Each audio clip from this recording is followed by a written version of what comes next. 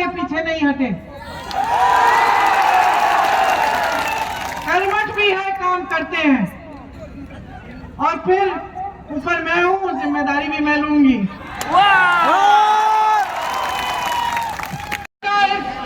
सभा में बहुत बहुत स्वागत। मैं आप सबकी बहुत बहुत आभारी हूँ कि इतनी धूप में आप काफी समय से मेरा इंतजार कर रहे हैं। थके तो नहीं?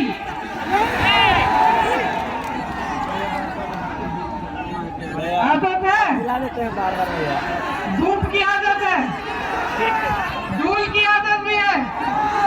किसने डलवाई? आपने। किसने डलवाई?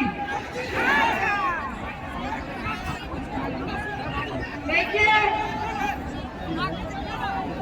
सबसे पहले तो मैं चाहती हूँ, इतनी बड़ी तादाद में आप यहाँ खड़े हैं, वहाँ पीछे भी मुझे काफी महिलाएं दिख रही हैं। सबसे पहले तो मैं आपसे कहना चाहती हूँ कि जो आपकी अपनी ताकत है, अपनी शक्ति है,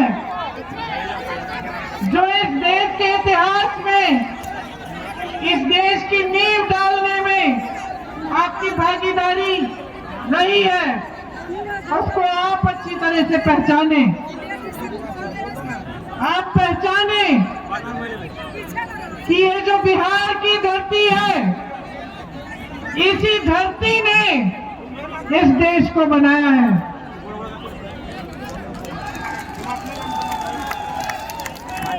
आप पहचाने कि वो आपके ही बुजुर्ग थे जिन्होंने इस देश की गंगा जमुनी संस्कृति की नींव डाली। बिहार के ही किसानों ने एक ऐसा आंदोलन किया कि महात्मा गांधी को हजारों मील दूर उन तक आवाज पहुंची कि बिहार के कुछ किसान हैं, वो अंग्रेजी साम्राज्य के सामने खड़े हैं, डटकर विरोध कर रहे हैं, और उनमें इतनी हिम्मत है, इतना धैर्य है, इतनी वीरता है कि इतने बड़े साम्राज्य के सामने झुक नहीं रहे हैं। तभी महात्मा गांधी बिहार आए, बिहार में चंपारण गए, और उन्होंने उन्हीं किसानों से, आपके पूर्वजों से प्रेरणा लेकर सत्याग्रह शुरू किया, इस देश की आजादी की लड़ाई शुरू की। तो जब आप देश भर में पलायन करके यहाँ से जाते हैं, बड़े बड़े शहरों में जाते हैं, छोटी छोटी नौकरियां, मजदूरी करते हैं, जब भी कोई आपसे पूछता है कि आप किस प्रदेश से हो, जब भी कोई आपका अपमान करने की कोशिश करता है, याद रखो, आत्मस्वाभिमान करो, गर्व करो अपनी जमीन पर, और बोलो कि मैं बिहारी हूं, मैंने इस देश का निर्माण किया है। ये है आपकी शक्ति, और यही शक्ति मैं अपने सामने हर जगह देख रही हूँ। जहां जहां मैं जा रही हूँ, मैं देख रही हूँ कि यहाँ की जनता देश भर की जनता से अलग है। यहाँ जब मैं भाषण देती हूँ तो आप में से आवाज उठती है मुद्दों की। आप कहते हो कि आप बेरोजगार हो, आप कहते हो कि आप शिक्षित हो लेकिन आपके पेपर लीक हो रहे हैं, आप कहते हो कि महंगाई से काफी हो गया है, आप अब बर्दाश्त नहीं करेंगे। और आज जो आपके प्रदेश की परिस्थिति है, उसको भी आप ठीक ढंग से समझिए। आप समझिए कि गलत तरीके की राजनीति ने आपके प्रदेश को क्या किया है। आज मेरी बहनें यहाँ पे खड़ी हैं, बताओ बहन, सबसे बड़ी समस्या, सबसे बड़ा दुख क्या है आजकल? बेरोजगारी। बेरोजगारी। आप बता रहे हो, आप बहन थोड़ी हो, बहनों को बताने दो। क्या है बहन? बेरोजगारी, महंगाई, महंगाई, महंगाई, पलायन, दोनों बेरोजगारी,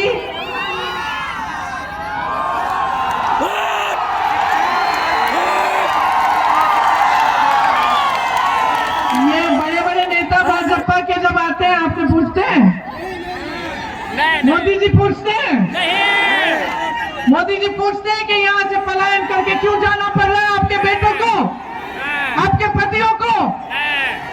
समझते हैं कि आपका संघर्ष क्या है? नहीं समझते हैं। नहीं समझते हैं कि मेरी बहन का संघर्ष क्या है। नहीं समझते हैं कि पति चले गया पलायन करके किसी बड़े शहर में हर समस्या का सामना खुद कर रही है, अकेली कर रही है। बच्चे बीमार पड़ते हैं, अकेली डॉक्टर के पास ले जाती है, दरवाजे खटखटाती है, अस्पताल में ले जाती है कि इलाज हो जाए। बच्चों की शिक्षा के लिए फीस इकट्ठी करनी पड़ती है, खुद पैसे जमा कर लेती है बेचारी, क्योंकि पैसे वहां पे भी काबू नहीं है जहाँ पे उसका पति पलायन करके गया है।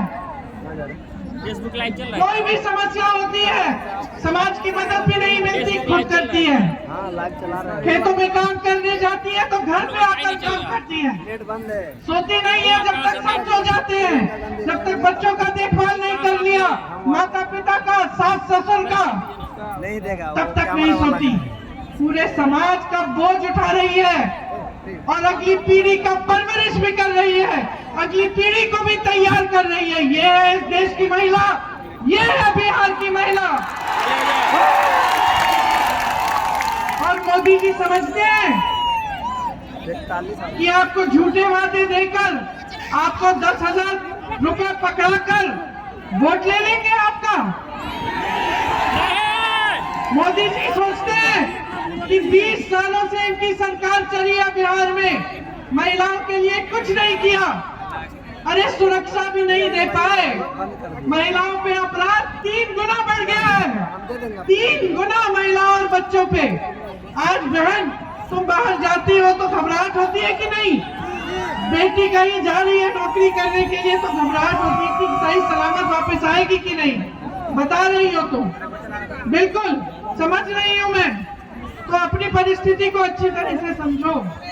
ये जो 10,000 रुपए का घूस देने की कोशिश कर रहे हैं ना, ले लो, पैसे ले लो, 10,000 रुपए ले लो, लेकिन अपना वोट मत दो बहनों, वोट मत दो। 10,000 रुपए जो मिल रहे हैं उसका कुछ अच्छा कर लो, बच्चों के लिए कुछ खरीद लो, बचत कर लो, जो भी है, लेकिन अपना वोट मत दो। देखिए बहुत विवेक है आप में, बहुत समझदार है आप, सब समझती हैं।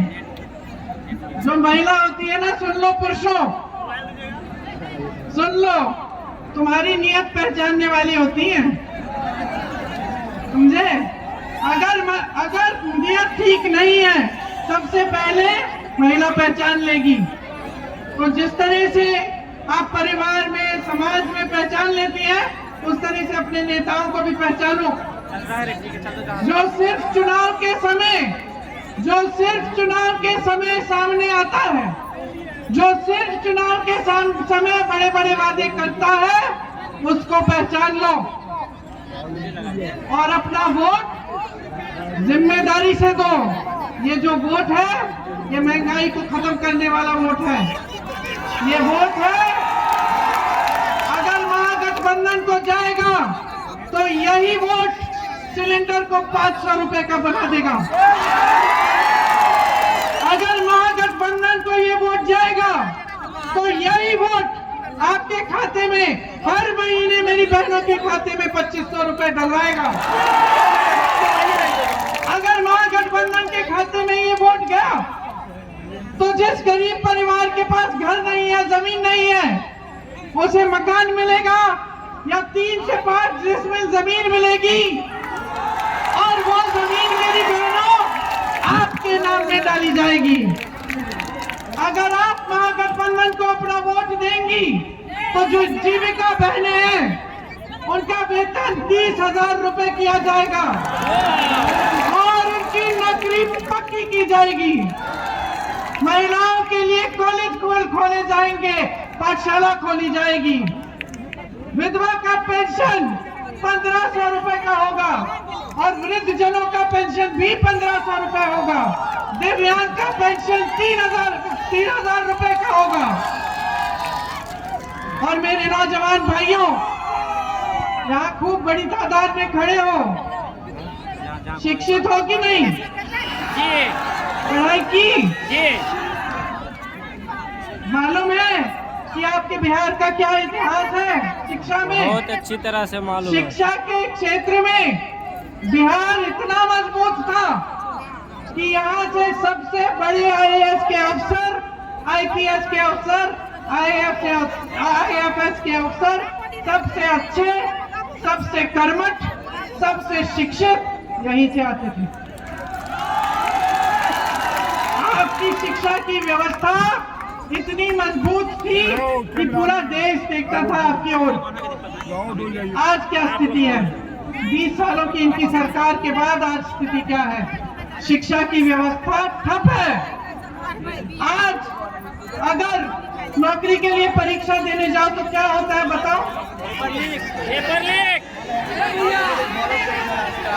पेपर लीक होता है।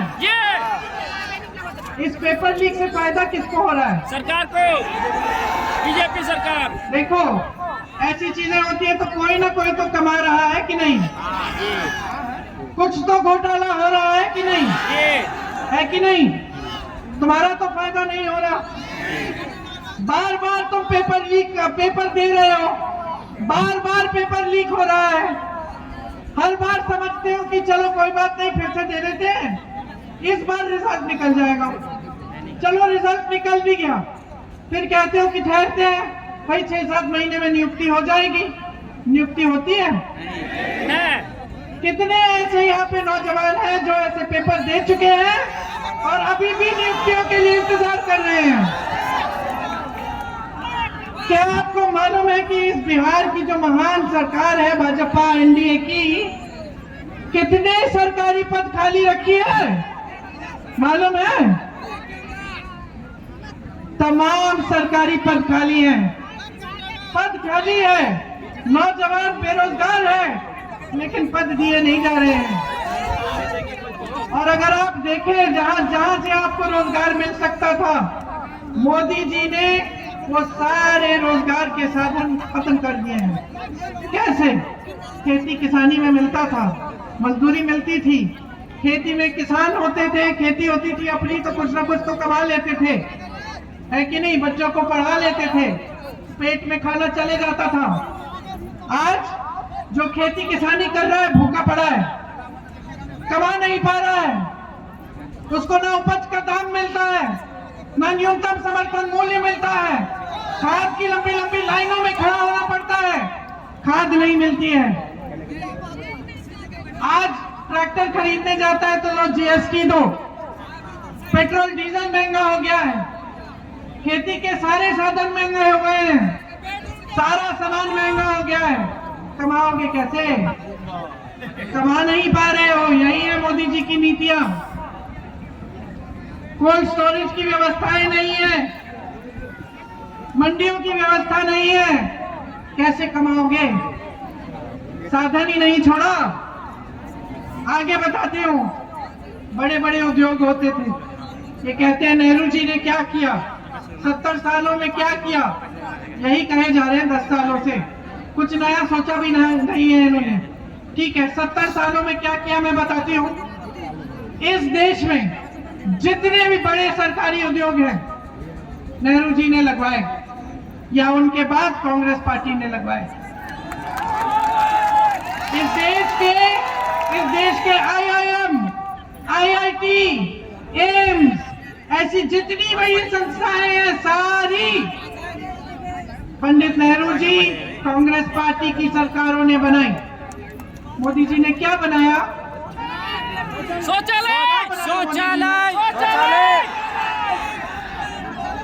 मोदी जी ने ना एक नई तरह की राजनीति बनाई। मोदी जी ने ऐसी राजनीति बनाई जिसमें नेता को काम करने की जरूरत नहीं है।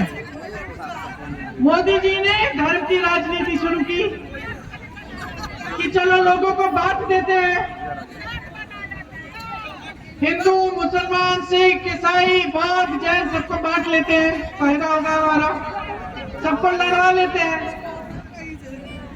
मोदी जी ने ऐसी राजनीति बनाई जिसका नेता सोचता है कि 5 साल काम नहीं करे, लेकिन 5 साल बाद चुनाव के समय आपके घर आके आपसे प्रार्थना करा के आपसे धर्म के नाम पर शपथ दिलवा के उसको वोट मिल जाएगा। ये किया है मोदी जी ने। एक नई संस्था नहीं बनाई, शिक्षा को नहीं बुलंद किया, उद्योग नहीं बनाए, बल्कि सारे जितने भी सरकारी बड़े बड़े उद्योग थे अपने बड़े बड़े सेठ मित्रों को दे दिए। किसको दिए? अडानी। मैं खुश हूँ, आप नाम भी जानते हैं। अडानी अंबानी। आप जागरूक हो। यहाँ बिहार की जमीन 1 रुपए प्रति एकड़ में अडानी को दे दी। और ये जो नौजवान यहाँ खड़े हैं, अगर आपको अरे 1 एकड़ जमीन दे देते 1 रुपए में, तो आप क्या अपना भविष्य नहीं बना लेते? आराम से बनते। मैंने आपको 1 एकड़ जमीन मिल जाती तो कुछ तो कर लेती। दे रहे हैं बड़े बड़े सेठों को। आज अगर आपको अपने बच्चों की शादी करानी हो, बच्चे को कहीं कॉलेज में भेजना हो, कुछ भी करना हो, कर्ज लेना पड़ता है। कर्ज पे ब्याज लगता है। कर्ज देते देते चुकाते चुकाते उम्र बीत जाती है आपकी। किसी न किसी तरह से आप कर लेते हो, आपकी सहायता होती है। किसी एक बिहार के किसान का कर्ज इन्होंने माफ किया है? अडानी अंबानी के जानते हो कितना कर्ज माफ किया है? लाखों करोड़ रुपया। पहले से उनके पास लाखों करोड़ है, ऊपर से लाखों करोड़ रुपया आप माफ कर रहे हैं, जो हमारे देश के बैंकों से गया है। देश के बैंकों का पैसा है। ये जो अधिकारी खड़े हैं यहाँ पे, ये जो पुलिस वाले खड़े हैं, इनको पेंशन नहीं मिल रहा है पुराना। इनका पेंशन कहाँ जाता है पूछो? मार्केट में जाता है। मार्केट क्या होता है? बड़े बड़े उद्योगपतियों के खाते में जाता है। इनको पुराना पेंशन नहीं मिलता, ये भी गवा दिया।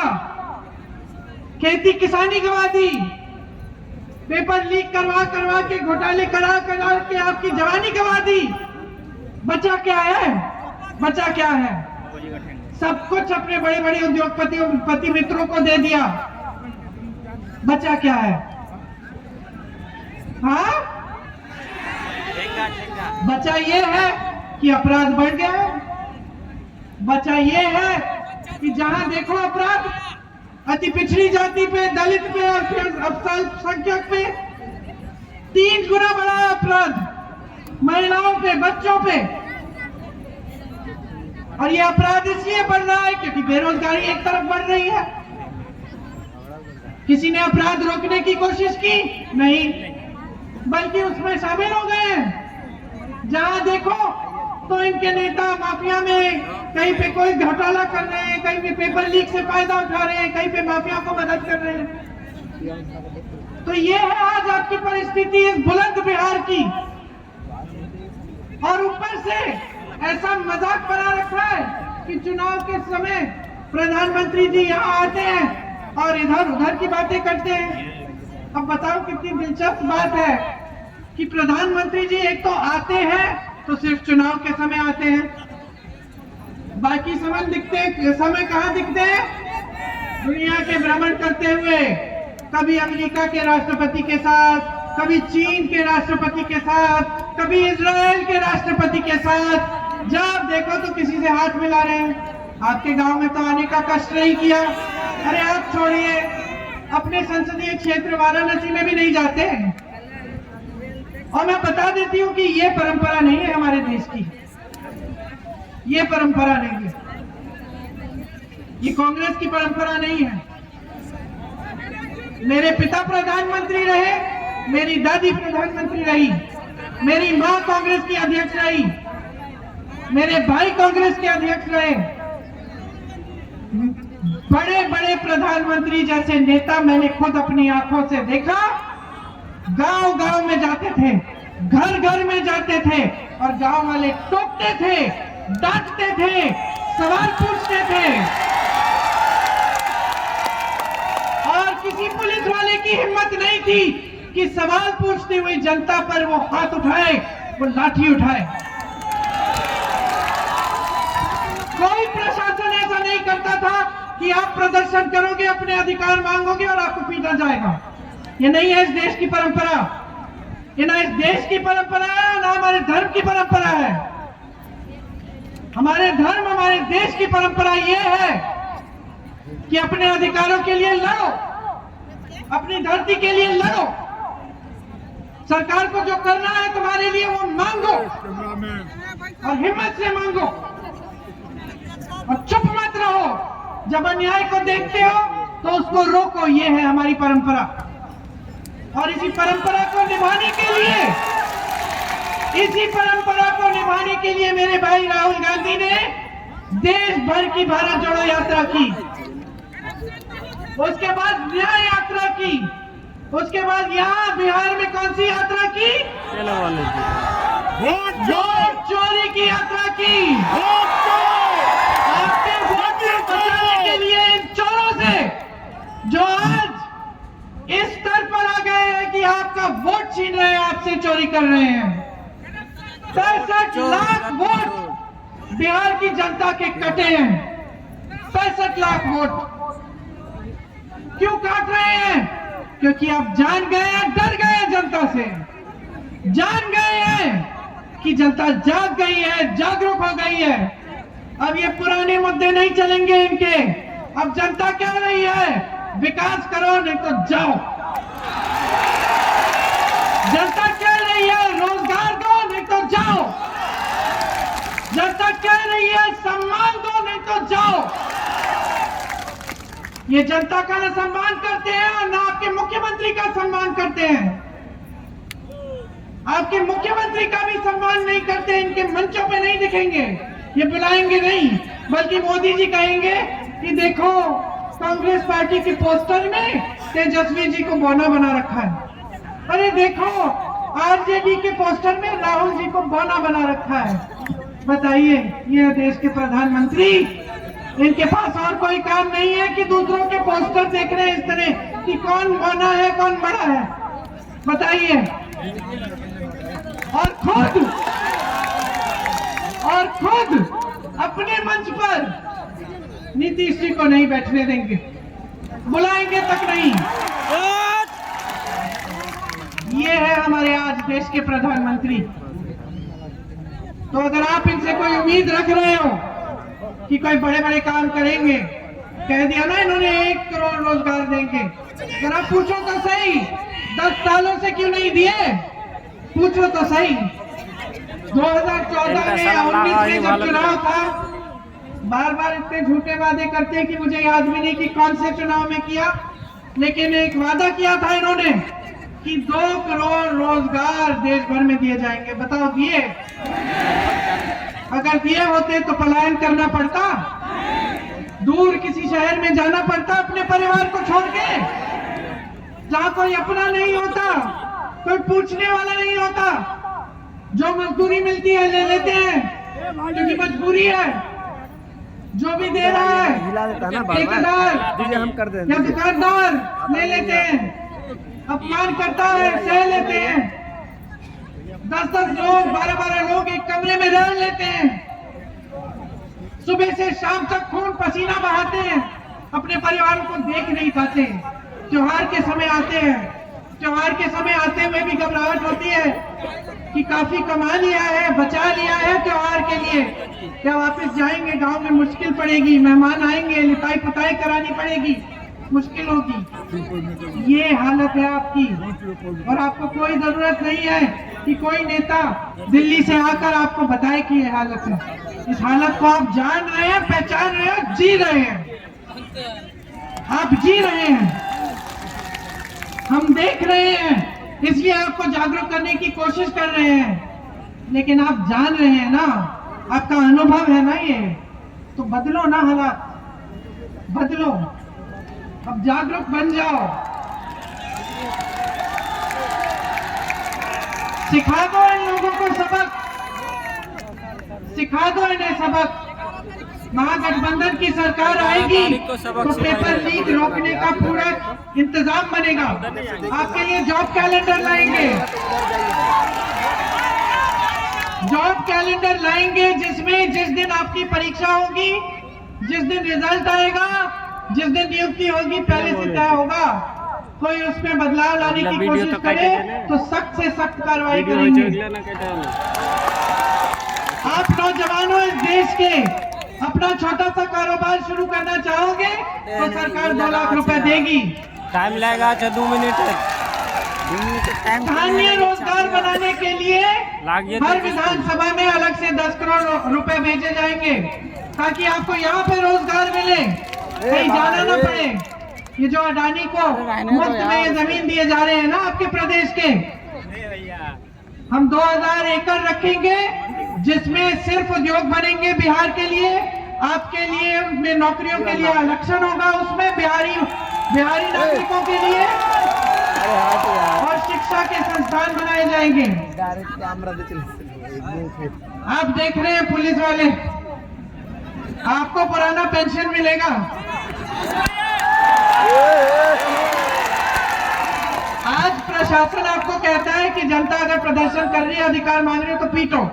तो समझ रही हूं मैं, आप तो अपनी ड्यूटी करते हो। नया प्रशासन आएगा, अब तो जनता को नहीं माफियाओं को पिटवाएगा। आपको पुराना पेंशन मिलेगा, बहनों को मैंने बता ही दिया है। और रोजगार की बात करती हूँ, जिस परिवार में एक भी रोजगार नहीं है, हम पूरी कोशिश करेंगे कि ये जो खाली पद है सरकार के, इसको भरेंगे और आपको रोजगार देंगे। सेटिंग नहीं करते हो तो। कांग्रेस की जब राजस्थान में सरकार थी तो एक बहुत बढ़िया स्कीम थी, और मुझे हमेशा इस स्कीम से जो प्रभावित होता था, जिसकी मदद होती थी, उससे मिलने में मुझे खास खुशी होती थी, क्योंकि कितनी बड़ी मदद होती थी उससे। मैं बताती हूँ, उसमें अगर आप बीमार पड़ जाते हो, चाहे कोई भी बीमारी हो, चाहे किसी परिवार के सदस्य को कैंसर हो गया या दिल का दौरा पड़ गया या कोई बड़ी बीमारी हो गई, तो उसके इलाज के लिए 25 लाख तक इलाज मुफ्त में मिलता था, सरकारी और प्राइवेट दोनों। कम कर सकते हैं। तो वो राजस्थान की बात है। हम यहाँ पे बिहार में वही स्कीम लागू करना चाहते हैं ताकि 25 लाख तक सारा इलाज मुफ्त में हो। और इसलिए मुझे ज्यादा खुशी होती थी क्योंकि जब मैं लोगों से मिलती थी तो इतने खुश होते थे कि सरकार ने तो मुझे लगता था कि देखो जो जनता की संपत्ति है वो वापस जनता के हाथों में कि सरकार कुछ अच्छा कर रही है। तो यही स्कीम हम यहाँ पे लाना चाहते हैं। सामाजिक न्याय का हम अधिकार देना चाहते हैं। तो ईबीसी आरक्षण पंचायती राज एवं नगर निकायों में हम 30% करना चाहते हैं और दलित आरक्षण 20%। अति पिछड़ा वर्ग अत्याचार निवारण अधिनियम लाना चाहते हैं जिससे आप पे जो अत्याचार बढ़ रहे हैं उन पर रोक लगाया जाए। निजी शिक्षा संस्थानों में भी आपके लिए आरक्षण दिलवाएंगे। मैंने आपको दिव्यांग पेंशन और वृद्ध पेंशन के और विधवा पेंशन के बारे में बताया। इसके अलावा जो आपको रोजगार मिल रहा है मनरेगा में, उसको 300 रुपए तक बढ़ाया जाएगा और रोजगार के दिन 2 गुने किए जाएंगे। सुन लीजिए, आजकल जहां भाजपा की और एनडीए की सरकारें हैं, वहां मैंने सुना है कि बड़ी बड़ी बिजली की बिल आती है। आपने बिजली चलाई नहीं, बिजली आई नहीं, बट बिल आपको जरूर मिलेगी। सच बात है। आपको 200 यूनिट बिजली मुफ्त में दिलवाएगी गठबंधन की सरकार। तो अब बताओ मुझे, वोट किसको देना है? महागठबंधन की सरकार लाओगे? तौकीर को जिताओगे? इनके साथ मैंने खुद काम किया है। दो चीजें देखी उत्तर प्रदेश में मेरे साथ काम किया। पहली चीज ये कि जब कोरोना हुआ तो तमाम लोग खासतौर से भाजपा के जो नेता थे, क्या किया उन्होंने? घर में दुबक गए डर के मारे कि हमें बीमारी पड़ जाएगी। मैंने देखा कि ये दिन रात इस कोशिश में थे कि अपने इलाके के लोग जो बाहर हैं, जो अनेक प्रदेशों में फंसे हुए हैं, उनको हम वापस कैसे लाएं। इन्होंने राहत पहुंचाई सैकड़ों लोगों को। मुझे खुद निजी तौर पे ये मालूम है, क्योंकि वो फोन मुझे आते थे कि मेरे इलाके के इतने लोग गुजरात में फंसे हैं, दीदी मदद करवा लो, और हम मदद करते थे। तो सबसे पहली चीज तो मैंने ये देखी कि ये आदमी डरता नहीं है।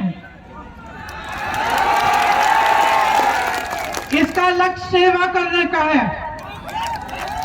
और मुश्किल परिस्थितियों में भी ये सेवा करेगा। और फिर जब यूपी का चुनाव आया,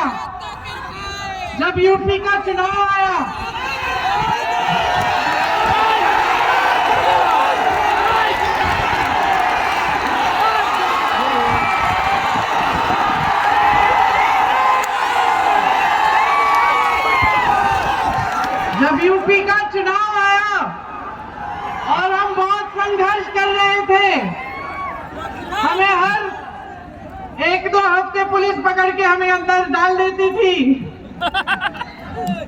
नेताओं को पीटा करती थी, जेल जाना पड़ता था। इसलिए इनको जिताइए, भारी से भारी बहुमत से जिताइए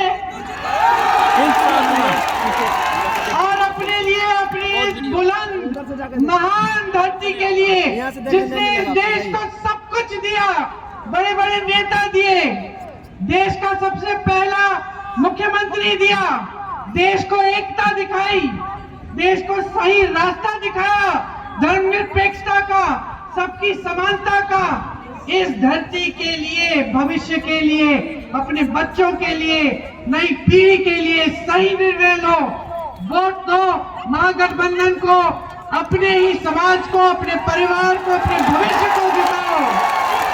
मेरे साथ जोर से बोलो, बिहार की धरती की जय, बिहार की धरती की जय, बिहार की धरती की जय, जय हिंद।